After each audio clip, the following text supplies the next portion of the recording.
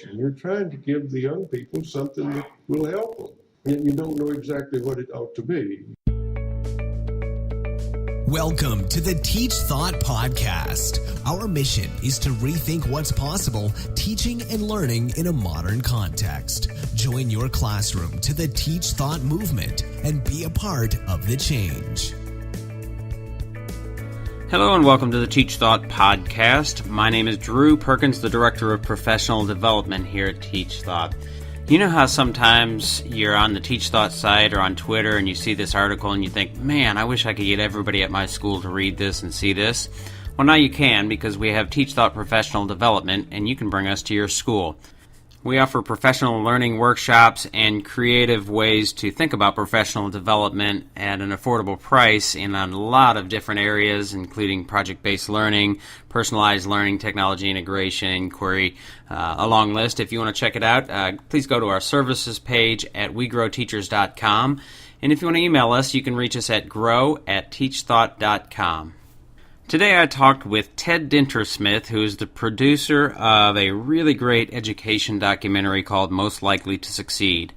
It's been screened at some very high-profile film festivals, and he's been taking it around the country, and it's been making rounds in lots of locations for some screenings. So we talked about his journey and why he's doing that and how he's done it, and what he hopes to accomplish with the film and the book Most Likely to Succeed. Hope you enjoy the podcast. Welcome to the Teach Thought Podcast, Ted. Glad to be here. Great. So, Ted, I'd like to get you to talk about your background. You're not a teacher. You weren't a teacher, as I understand it. You have a mission, though, in education. So kind of give the listeners a background and what you're doing and what your whirlwind tour of the United States, and I don't know, maybe it's outside of the United States, too. I don't know. Talk about what you're doing. Sure. My background is innovation. So I've spent 6 years early in my career with a startup business making semiconductors, and then 25 years in venture capital. So I know a lot about innovation, and I've taught from time to time, but I would definitely put myself in the non-educator category, but someone who's a fan of and respects the work that's being done in our classrooms. And I do feel that most business people who've gotten involved in education have been somewhere between not helpful to harmful. And so, I view my role, though, as conveying the urgency of moving our education system forward and then giving kind of the cover to teachers. I find teachers are far more innovative than many people give them credit for. And so, what got me going on this is just recognizing over the course of my career how fast innovation is going to eliminate routine jobs. And anybody who thinks they understand the depth of that crisis is probably underestimating it. And so we're just going to see any job that requires following instructions will be a job that is no longer in the economy in 10 years. And so that has profound implications for what skills and characteristics our graduates need. And so as I started visiting schools and really digging in, I realized that we're still executing, for the most part, to a model that's 125 years old that was designed to prepare, young adults for manufacturing jobs. And I think our national policy to fix it has been to do an obsolete model more intensely, to do the same things we've always done, but test more frequently. Double down, right? Yeah, to get more precise data on how well we're doing something we shouldn't be doing anymore. and when you look at it, it sounds flip, but it's actually the case. Right. And so, so I got going on this, and I sort of, as I thought about what I could do that would be a contribution, felt like there was a need for a really inspiring documentary. I did a 6-month search, found a great director, and that film premiered a year ago at Sundance. We were at 25 major film festivals in 2015, and we support, community screenings all over the country, and we've been, there's been just lots of activity with that. I wrote a book with Tony Wagner that came out in August that's also been really well received. Right. And then I'm visiting every state, but it's not just visiting. I'm really trying to accomplish two things when I go to a state. You're not going to the state parks. Yeah. Unfortunately, I'm not. And I'm a big outdoors person. But, right. When I go, I'm listening. I'm visiting lots of people. I'm hearing what their issues are, and I'm observing, and I'm seeing things that surprise me. I'm seeing some incredible innovation, often in places you might not expect it. In Kentucky, perfect example, right? If you ask the average person making education policy, which tend to be Washington, D.C. or New York City, how innovative is Kentucky on education front? I'm not sure they'd understand the depth of commitment, collaboration, and forward thinking going on in the state. And I'm finding surprises everywhere. But I'm also trying to meet with, and we've been effective in pulling this off, governors, commissioners of education, the state legislators chair of the education committee, to explain to them what we're doing and what we think is important and why they need to be taking steps to support innovation and change in our classrooms, but B, to convey the urgency, to let them know that if they continue to, not every state, but many states are, the center of the universe for education has been for the last 20 years, testing and measuring our students and our teachers. And I'm in a position mainly because I'm not an educator. I mean, if an educator met with a state legislator and said the policies don't make sense, that legislator might hear, yep, this is just teachers complaining and want to get off the hook of being held accountable.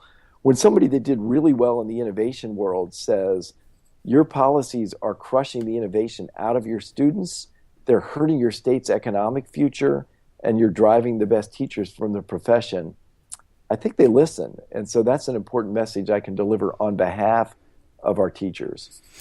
So how long ago, Tony Wagner is sort of very well known in the education field, but you came sort of from outside, and obviously a film like Most Likely to Succeed and book doesn't happen overnight.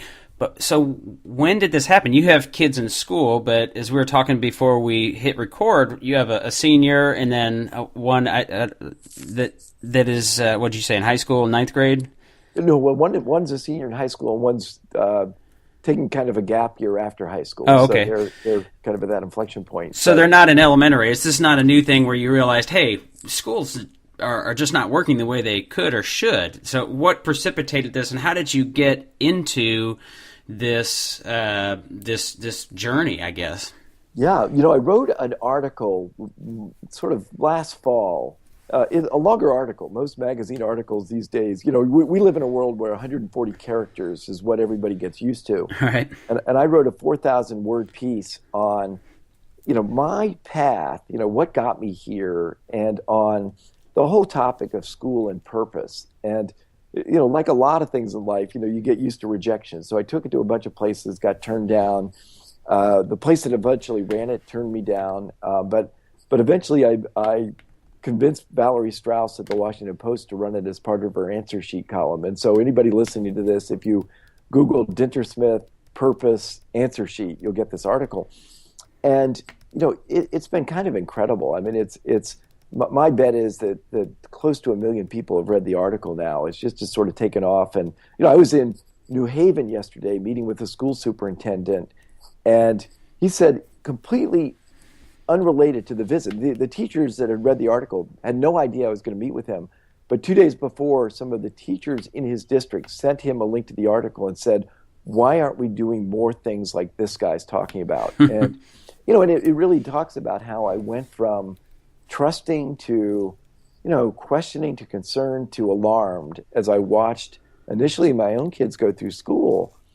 And, everybody has great intentions. There's nobody around saying, boy, I'm getting up this morning in terms, and my goal is to, sabotage the future of kids. But, when you start to look at a world where kids are being told not to think of multiple answers, but to come up with the one quote unquote right answer, where, I described this kind of pivotal moment for me where my kids were in middle school and the school had a session for parents talking about life skills. We want to fill you in on our program to teach our kids life skills. And it got me thinking, okay, what would I want on the list of things that a school would be helping my kids get good at that would really in a profound way prepare them for life? And so I went to the meeting with that list, and I expected they would cover the list and then some. And, instead it was a program once a month. They bring kids in, they'd show them videos of car crashes and tell them to drive safely, or they'd show videos of tar-infested lungs and tell them not to smoke. And I didn't have an issue with that. I mean, fine. It was probably a useful thing to do, but it wasn't really preparing my kids for life. Right. And then I just couldn't look at school the same way. I looked at everything they were doing in the context of, is this really going to prepare them for life, or is this preparing them for a standardized test? And so, I did a TEDx talk last fall on that, and that's gotten really good traction, and it's really turbocharged my thinking. But once you start to think of that way, and I'm sure you had the same experience, where when you shift as a parent from what most parents do, they look at how their kid's doing, what are their grades, what are their test scores, and how much are they doing? Are they developing good study habits? Are they working 3 or 4 hours a night? Are they buckling down? When you broaden that to start looking at what they're doing, and you look at it critically from the standpoint of, what is this going to get my kid good at?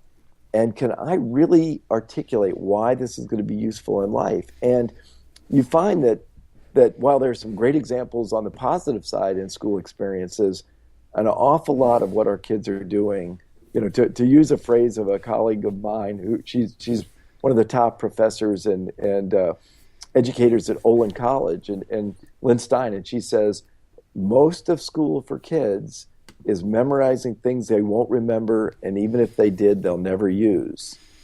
And when you start to think about that, and then you say, wait a minute, my gosh, that's exactly what I'm seeing. They're memorizing it, they'll forget it within 2 weeks of the test, and even if they did remember it, they'll probably never use it.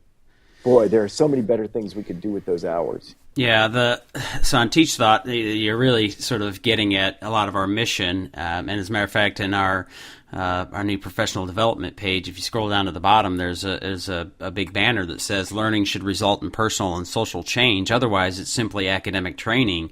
And it kind of gets at that purpose of school. And a spoiler alert from the film is Ken Jennings, for the guy who was the master at Jeopardy, basically comes to the realization that he's being outmoded or I'm not sure what the right language there is, but it's not about what you know, it's about what you know how to do. And you're right. I have a first and a third grader, and I don't particularly. We just got the report cards, and it's a standards-based report card, so it says whether they're meeting or exceeding certain things, and that's helpful.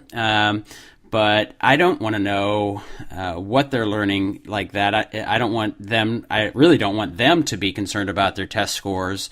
But I want them to love learning, and so I want them to know. What I want them to be able to do is ask great questions and really see the meaning behind what they're doing in school. That it's not for the adults. It should be for the students, and that's a big distinction. I don't think our schools have made for a long time. Yeah, and just your point is so interesting. Is if when I visit schools, I'll often ask, so how much, when you assess a kid, how much is based on the questions they ask instead of the answers they provide? Right. That tends to be a showstopper. Yep. And just the exercise of saying, read this and come up with 10 great questions. It's like, it's not hard. Any teacher can do it. Yeah. It's just that standardized tests never look at questions. Right? Well, the idea of assessing students by having them ask questions is almost foreign. It's like it makes the mind shudder for most teachers when I sort of advance that idea. But it's so valuable and such a great source of information. Are you familiar with the Right Question Institute? I've heard of it, but I haven't visited. So you're in Boston. I think they're actually in Boston. Dan Rothstein, and they have a book called Make Just One Change. They have a thing called the Question Formulation Technique. And it really, if you go to their website and check out some of their materials, they really do a great job of that. Like they even have a video that they show of a teacher using questions as a summative assessment, not just a formative, but as a summative. And it's like, wow, this is really kind of very cool, right? Yeah, that's really interesting. I'll chase them down. That's so interesting. Yeah, by the way, I love that. I love that section of your website. You do a really good job with that. Thank you. So as you think about you've kind of hinted around it a little bit, and I know when we talked when you were here in Kentucky, when we're talking with a big group of stakeholders, we discussed a little bit. But if you were to build a school, or to design a school, or consult with somebody building a school, and say, all right, so this is my ideal school, which is something that we think about here at Teach Thought. What's your ideal school? What are the characteristics? What are the attributes? How would you describe it? For you, what are those characteristics and attributes? Well, it's a great question. People often ask me, why don't I start a school? And my answer is, that's not our issue. Our issue is how do we innovate within existing schools. Mm-hmm. So, but if I were to start a school and look at it, I would say, I'd start with, and this is what we encourage any school to do, is to start with a carefully thought out view of what skills and characteristics you want your kids to have when they're done with your school. And to me, there's like the obvious list. We all know, like the essential skills list, and we've got that, and we've got the personal characteristics list. I actually think I would start with, my goal with this school is to make myself irrelevant for a kid by the time they're nearing completion. I want my kids coming through this school to be so self-directed, so motivated, so able to identify problems they want to solve, and to have the confidence and capability to learn, drawing on resources around them, but to learn without the structure of school. And I would view success with my students when they said to me, I'm fine, I don't need you anymore. And yet, when I talk to schools, and I love what schools are doing, I love what teachers are doing, but the idea of making yourself irrelevant is rarely on the table. I actually am stealing this idea. There was a book, nothing to do with education, with parenting, by somebody named Mac Bledsoe. His son was, if you're a longtime football fan, you'll recognize Drew Bledsoe. He was a quarterback for the New England Patriots for a year. And Mac wrote this book called Parenting with Dignity. At his point, like a lot of great books, you can summarize it with, at age 0, you make every decision for your child. At age 18, your goal is to make sure they make every decision. And you need to effect an orderly transition from age 0 to age 18, because if you think when they're 18, you can still make all their important decisions, you are so wrong. The decisions that will shape their life will largely be made when you're not there. And so your goal is, in your own way, to create a path so that kid goes from 100% dependency to 0%. And I think schools should have that same basic mission in life. The final thing that I think is interesting, and I say this to high schools, and it's almost always met with skepticism, but I think a high school done right could have its typical graduate far ahead of what most college graduates today are doing, as a result of their college education as well. And so I think if you just threw away all the constraints, all the inherited, restrictions, you could so turbocharge this that kids would come out, and at age 18, they could almost get a job with any company they thought was interesting, and it would be a really challenging, interesting job. But I think the really interesting question is not what a new school does. I mean, it's one of my issues with a whole set of people. There are all these groups out there that are focused on getting a few more new schools created. And they can be, charter schools or whatever, I don't know what, but I just don't feel that's a problem in America. It's not a handful of new schools. It's turbocharging our existing schools. Yeah, the charter school movement, I was talking with somebody on a podcast recently, and we were talking about charter schools, and he said the problem is, I think the big problem is that there's at least a perceived need for charter schools. There's a perceived need to build a different or start a new school because the current system doesn't work. So we're trying to get outside of that. And while I appreciate that sentiment, it just blows my mind. I mean, I don't know. I don't know how good a student you were, but I was not a very good student in school. If you look at my grade point average, I mean, there was just things that I'm not. This is kind of silly. I'm not going to do this busy work. I was the son of a teacher, and my grandmother was a teacher, and I just didn't buy into that. And even up into college in my teaching methods course, I was like, some of this stuff is just not what I would believe is good teaching and learning. So, there's clearly lots of obstacles in the way. What are you seeing with our current system as we innovate and turbocharge? And I'm curious too what you see, how you define innovation, but what's getting in the way of that innovation? Well, there's first is a mindset. So many people tell me I'd love to do something different, but it's really the system won't let me.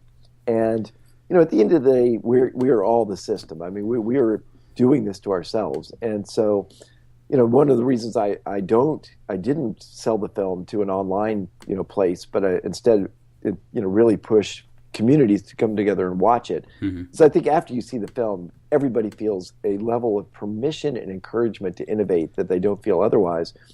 So that's, I think, one of the issues. I think the leadership is an important thing. And I think, you see these huge differences, and it's absolutely not a private, charter, public, it has nothing to do with the governance or the way the adults are organized. But certain school leaders are really intent on doing good things, making good things happen. But, schools are like every other situation in life. I mean, it gets to be easy where you start to say, my main goal is to keep bad things from happening. Mm. And I think that's why you see such acute failure at the federal level in education, but broadly. And I'm not a long-term Republican. I actually was very active with the Obama campaign in 07 and 08. So I'm sort of, maybe bipartisan to a little bit, leaning toward the Democratic side. But I have to say you can't help but conclude that big bureaucracies stop doing good things and start spending enormous amounts of money to try to keep bad things from happening. And it's not so much bad things in the world, but it's things that might reflect poorly on them. Mm. And so if you look at, for instance, a great example is the Department of Energy, Department of Education has a pitifully small budget for innovation grants. And how much that are they doing that's really innovative, that's really bold, that might fail? I think it's almost nothing. And the whole Golden Fleece Awards, Proxmire's Golden Fleece, which goes back 40 years, got him a lot of publicity. It still is the type of mindset we've got. Let's find something that got funded that failed and make a big deal of it. And I think if that's the way we think about schools, if that's the way we think about our kids, if we're going to dwell on the things that didn't work instead of highlight and encourage the things that could work, that maybe some of them really do work, but some of them don't.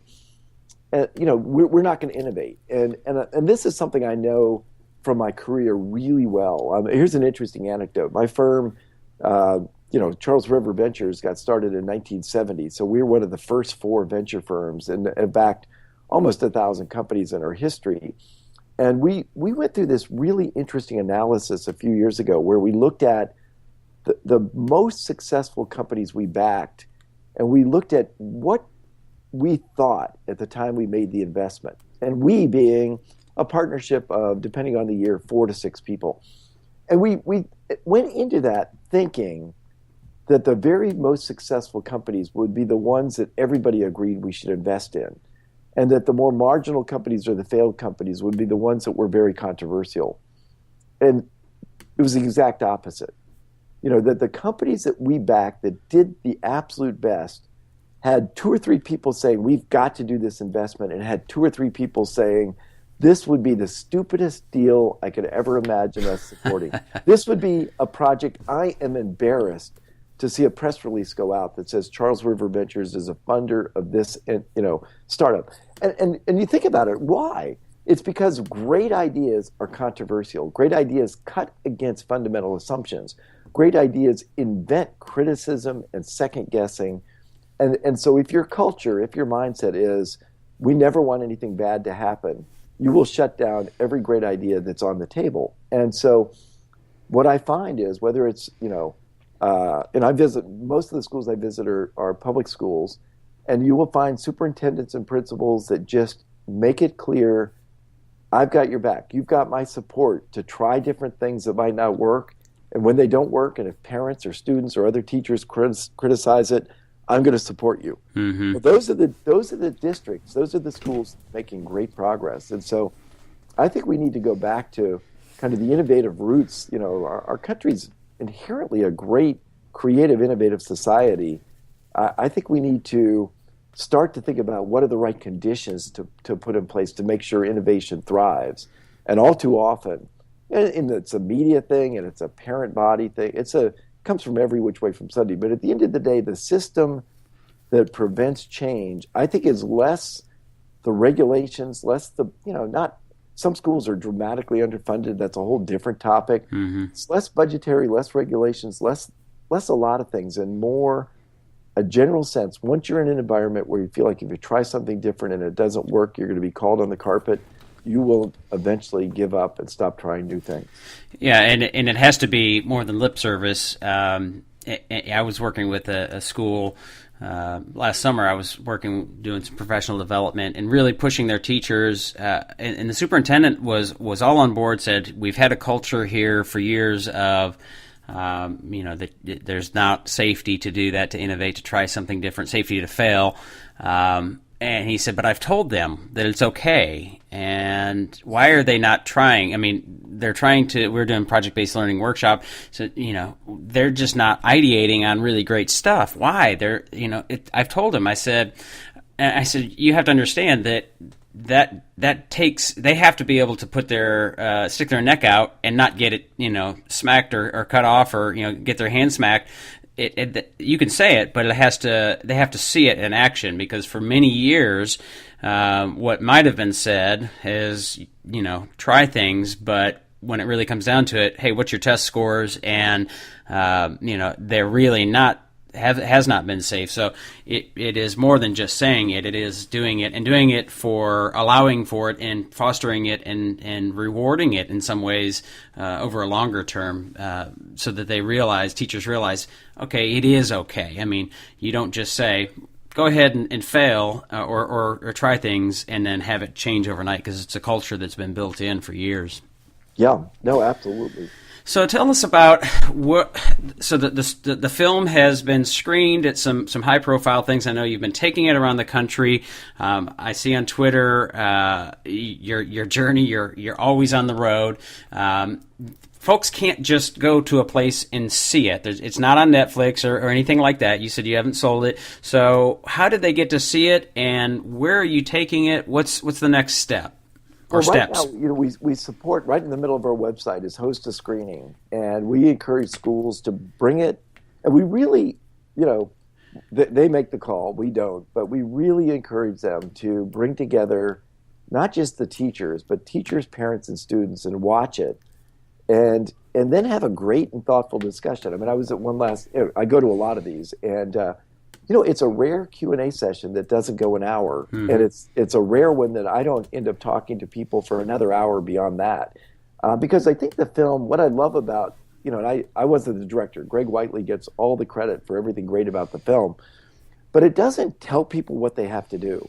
It's not prescriptive. It gives them a look at a way kids are learning and a way teachers are engaging with students that doesn't bear any resemblance to traditional school. And it just immerses you in that experience, lets you see the transformation of the kids and the teachers, and then ask you, make up your own mind. What do you think of this? How does this relate to the future of your school? How does this relate to the future of your kids? What are we hoping to accomplish in these precious years? And so as a result, we don't get, it's a very compelling film. It's got a great plot line, and so people are engaged. We've had people watch it, I think, a dozen times. We've had some of the people who've just traveled different places to see it. Our website shows where it's playing. It's jam-packed, and we've got screenings going on every day. Yeah, I haven't been back to your website, which is mltsfilm.org. I haven't been back here in a while, and I see this list of upcoming screenings. I don't remember seeing this list. I mean, I'm scrolling down. It's like, wow. I mean, it's unbelievable here. Well, the word of mouth has been great. And then we're actually in the middle. We haven't announced it yet, but we're going to be turbocharging this and try to work with. One of the points of going to all these states is to develop the connections and relationships. And so, when there's interest, and there generally is, what can we do so that this is being seen broadly? And I think one of the things that I feel happens all too often, like I am a product of, nobody would have called it at the time of particularly outstanding, but, a public school that helped me. I grew up in a family where my dad's a carpenter and my mom, was stay at home. We had no money. I mean, we had no money. And, an education back then leveled the playing field, that if you were motivated, you could I went to a public college, and, my all-in cost was tuition, room, and board per year was $2,000. And I had a summer job and I worked during school. So, I was able to, I left college without any debt. I got help from my family, but, my mother took a night court reporter job, taking police reports at night to help make that happen. But, for a lower middle income family, I could get to a college I'm proud to be involved with to this day, William and Mary, in Virginia. And, it worked, it was really a terrific, resource that helped it helped everybody. It helped the entire country move forward. I don't think that's the case anymore in education. I think education takes a tilted playing field and tilts it further. And so, so we're really thinking hard about, like on this going to all these states, I'm going everywhere and I'm doing screenings. I won't charge anybody. I mean, my policy is I don't charge anybody for anything, not even expense. I won't take a penny.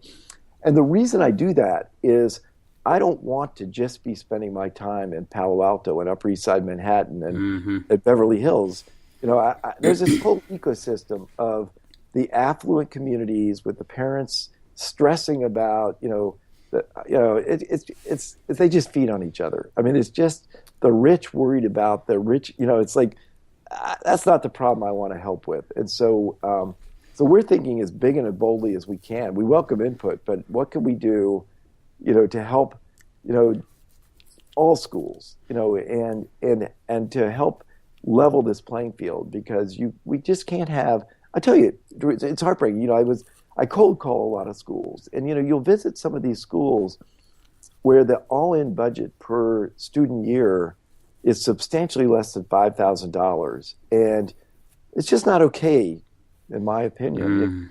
But it's not okay in a country to have the kids that need the help the most to be going to a school that most families, most adults who visited the school would say, my kid can't be here for even 5 minutes. I wouldn't let my kid be in this school for a minute. Paint peeling, ceilings in disrepair. I mean, right. And so it's like that's what we got to do, because, and it's not just a social equity do good thing, but I'll tell you, these kids, we could either educate them well today when they're young and give them a fighting chance in life, or we could absorb the cost for a lifetime for kids. And they're just a lot of kids. There are tens of millions of kids at risk, and they're not just the kids in the under-resourced schools that are, but there are an awful lot of kids, in well-off families that are, the parents should be spending a lot more money, a lot more of their time and focus telling their kid, get a job, the best thing I can do for you is not hiring an SAT test tutor for you, but the best thing I can do for you is go out and get a job, even if you're in high school, 20 hours a week away from your studies and your SAT tutoring might actually be the best gift I can ever give you.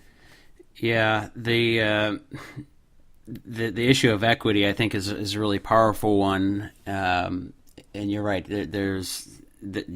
I love that you're not, I guess, or trying to stem or keep that from being an issue, where you're only going to schools and districts that have money to bring you in, and that's a really important piece, because I've worked in some of those schools as a teacher and doing professional development, where you're just like, wow, this is there's so much ground to be made up here, and the lack of resources and attention that's being given, that mostly because of socioeconomics, I think is really just staggering. And so, well, I just want to build on that point, because you think about 20 years of policy. We've had 20 years of policy to test relentlessly to highlight a gap. Right. And what happens, right, is that the struggling schools then have no choice but to teach relentlessly to the test, which is only disengaging and disserving those students. And so we're shining this poorly thought through test spotlight to show a gap that hasn't budged, right? All the testing in the world hasn't changed anything. There's nothing we know as a result of that testing today that we didn't know 20 years ago. Right. And so the question I have for the people architecting those policies is, why don't we do something to make the educational experience of these kids far more engaging, instead of just testing a dismal education experience to show there's a gap? Right. Yeah. I mean, I've said this before in podcasts and in workshops and stuff. You say you want kids to go to college. Well, why would they want to go to college and pay extra money, by the way, and massive debt, if their K-12 experience was mostly miserable and the things that they did were really for the adults and not for them? What if we shifted that around and that K-12 experience was so rewarding and so interesting? And anecdotally, understandably, I mean, not every day. It's not like you get up every day and go, boy, I really am excited to get up at 6:30 and go to school. But, just that overall sense of like, this is meaningful. This is purposeful. Like, I get this. This is helping me. I enjoy this as a process. And, oh yeah, I can go do more of this at a university level? Okay, that makes more sense to me. Yeah. No, you say that beautifully. And what you find, I think you see it in the film, is that because the film is, I think 50% of the population there are reduced and free lunch. So it's not the poorest school district in the country, but it's not, uber rich for sure. Right. But the kids that just are really engaged, they do just fine on the standardized tests, because right. the school's no different. They have to administer these tests. But you're right. If the kid had all these positive associations with the experience, instead of being given like an endless sequence of worksheets to grind through, where when they ask, when will I ever use this? Right. The only answer you can give them is, trust me, this will come in handy someday.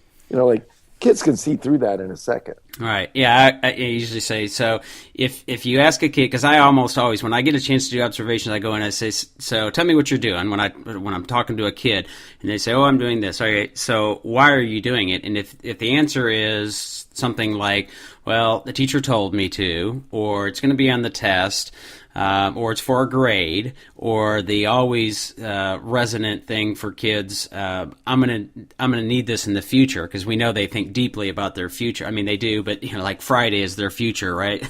Yeah. So if it's any of those things, it's often just doesn't resonate with them. So how would you expect that they would do really great craftsman work, really trying to get their work better, if it's not meaningful to them? So yeah, it's just unbelievable. It is stunning, right? And back to that article I mentioned that I wrote on purpose is, think about what we're doing to these kids, right? We're telling them year after year after year that what's important is to jump through hoops, set up for them by people right. who don't really take a real interest in what they care about. It's like we're displacing the possibility that kids could use school to understand they have talents and capabilities to make their world better, right? To develop their own sense of purpose. That's being pushed to the side. We're saying what really matters is jumping through a bunch of meaningless hoops. We can't even explain to you why they're there. Yeah, I did a recent podcast with Scott Barry Kaufman, and he has a book called Ungifted, and he broke himself out of special education. He had an auditory learning disorder, and then with a teacher that sort of recognized that, and he basically jailbroke his way out of special ed, and he's just a really gifted. I mean, talk about academic training. He has doctoral degrees. I mean, he's really gifted in the realm of psychology. But like, you can imagine that student, him as a student staying in special ed, what would his his life have been like? And that gets to a whole other thing of IQ testing and that kind of stuff. So, but it's clear that the system that we have is not serving the students in the way that it needs to, and it really is not serving our country, because I think you make a really great point. You talk about educating them now, but what's the impact later? And if we talk about our country and the economic viability and economic stimulus and all of that, the long-term impact of our schools on our economy, I think, is something that I don't think people think about it in a regular course of events, but it's tremendously important. Yeah, no, and a stat that I know is the state of California spends more on incarceration than higher ed. All right. And but within a decade, they'll spend more on incarceration than all of ed. It wouldn't surprise me anyway. Yeah. Well, if I'm a teacher and my district is not, engaging in or bringing this in, or I'm too rural or something like that, how do I get to see this? Or should I, just get the book? Or is there a way for folks to engage in the video or in the documentary, the film, if they're not with like-minded people? Well, as I said, and it's a trade-off, but I've really been pushing for the community angle. Mm-hmm. That will change at some point. But I'd say anybody listening, for the rest of this school year, that will definitely be our strategy. We're looking at things that can make this, just radically affordable, and so they may not need to have buy-in from a huge broad set of people in order to bring it to their school. I think the book is quite different from the film, but shares the same underlying principles, and that's a great thing. Mm-hmm. And then we've got a bunch of clips. We've got, our website's actually really, I think, great. We've got a whole set of resources that any teacher can use. Absolutely.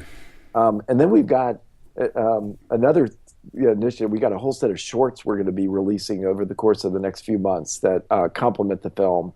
And so there's a lot of things. And as I say, that's the teacher I'm fighting for. And I feel, on the one hand, I apologize that it's not just out there, and it's not because trust me, I'm not trying to make money back on this. That is not my goal. But I feel like if it were just free, then all the groups that do bring their community together watch it, the motivation for that would disappear. That everybody would have a reason not to come to the auditorium to see it because they'd say, I can just watch it at home. Right.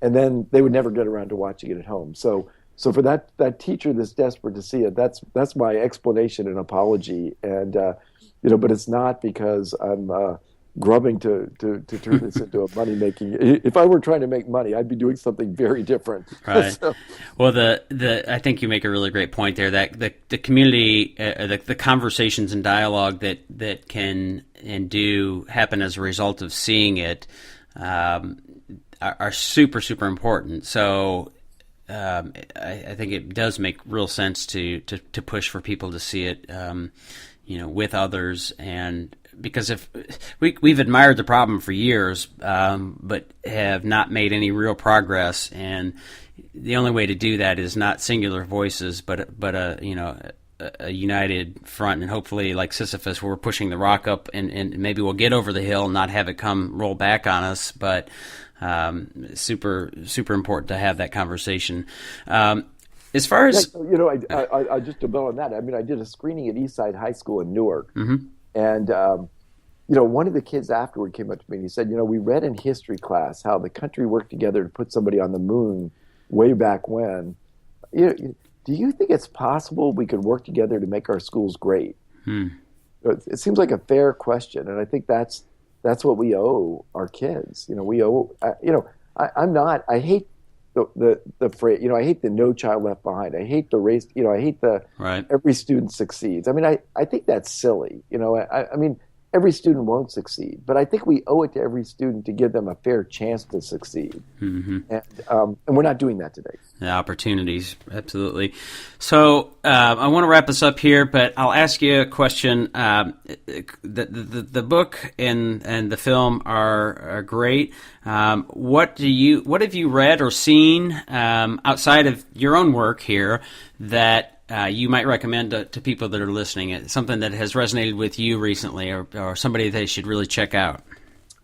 Yeah, well, the people in my film. I mean, I've been a big fan of Tony Wagner's books. So if somebody listening hasn't already read Global Achievement Gap or Creating Innovators, those would be highly recommended. Ken Robinson just came out with a new book. maybe not quite so just. Dan Pink, Carol Dweck's book, I think, continues to resonate. And so I think there's no shortage of really great work out there. And so I think those would be things that we've got a list, again, back to my website, I've got kind of a list of other things we think are really good, whether they're short articles or online videos or, TED Talks or things. And, and sometimes they're good for somebody's own. I think we put it under the section, like make yourself an expert or something. Right.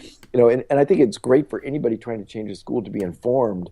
But I think there's nothing quite like, sending, Ken Robinson's TED Talk to a bunch of people. You would think that because it's had 30 million views that everybody's seen it. but that 30 million, that's out of 7 billion, almost really relatively nobody's seen it compared to who should see it. I think about half of those views are me showing it to other people, though. Right. Yeah, and so you just say, look at this. Schools kill creativity. And so we've got sort of this sheet sequence where we show, I want to say it's Andy McAfee talking about innovation crushing out routine jobs, and then Ken Robinson talking about the need, our kids have to be creative, but we're killing that. And then I think we've got Diana Laufenberg, who's this teacher I love in Philadelphia, on what would a reimagined school look like. And it's just like, there it is, 20 minutes. Watch these, this is something you could watch during a lunch hour, and it will turbocharge, makes the key points that people need to understand. Yeah. And I'm drawing a blank on the High Tech High principal, Larry Rosenstock. Yeah, he makes a really good point in there about different learners and different styles. And I know when we talked when you were here in Kentucky, you make this point, and I think it's well taken, that there is no one answer. There's not like you this is how your school should do it, and this is what instruction your classes should look like. But I think it's probably more, this is the question or set of questions you should be asking, kind of thing. Yeah. Well, it leads into this really interesting, I know we're running short on time, but it's like, if you want a great building, do you care a lot about the process that led to that building, or do you really want a great building? And I'd say the same thing about standards on education. I think that we want kids to be really great writers, but I think we need to trust our teachers more to, and I think it's useful and a contribution to say, here's kind of what great writing looks like across a range of writing styles. Fine, that's helpful. And I think that's what, kind of the early sections of the Common Core do, and I think that's what Finland does in a maybe even more concise way. I think it's really different when you say, and the way you're going to get there with every teacher, with every student, is the following. And we will be testing quarterly to make sure you're doing it. Mm-hmm. I think that's where you take our education system and you might as well flush it down the toilet. Right. Well, Ted, it's been really great talking, and I hope the listeners follow up and visit the website mltsfilm.org, and we'll put that in the show notes, as well as the link to the book and some of the folks that we've talked about. Is there any? I know you have a Twitter, so you have a personal Twitter, but what are the Twitter handles they should be checking out? Well, the film is on both Twitter and Instagram at mltsfilm. And then I'm at Dintersmith, and I filled lots of direct messages on that, and I'm very reachable. So I'll even tell you, I'm tdintersmith@gmail.com, and if I can't be there in person, I'm trying my best to Skype into things, and just sort of generally doing anything and everything I can to help the people out there be do what they entered the profession to do.